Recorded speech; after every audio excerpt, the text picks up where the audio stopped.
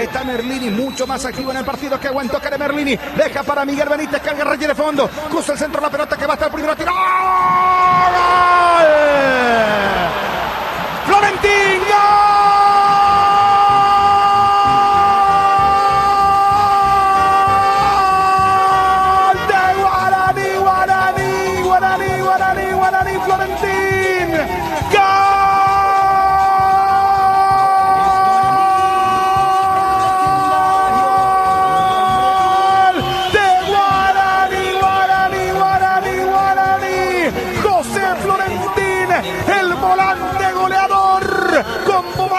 Con Cecilio, levantan los dos índices al cielo agradeciendo al Supremo. Gran jugada previa de Merlini con Miguel Benítez. Cruza el balón y antes que caiga, señores, la pelota. Tremendo gol de Florentín.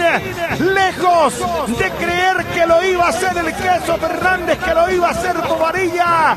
Es el volante goleador. Florentín, golazo. Guaraní, el legendario, se está apuntando a la final. El miércoles versus Olimpia lo hizo Florentín, el legendario. Guaraní 1, Guaireña 0.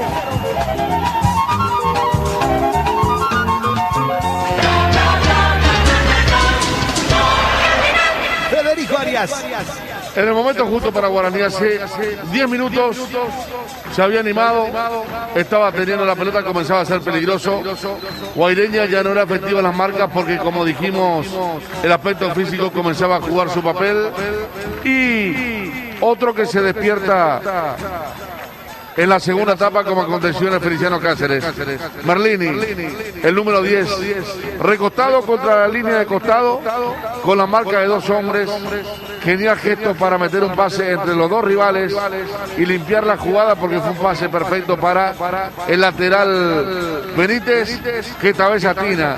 Esta vez en la carrera envía un buen centro. Le da con rosca hacia atrás y ahí que bien le pega. Qué gesto técnico para inclinar el cuerpo, para agarrar de zurda en la media luna del área guaireña esa pelota y hacer imposible para Don, que estaba bien ubicado, pero con la potencia que tenía el remate de zurda de Florentín ni siquiera pudo tocar esa.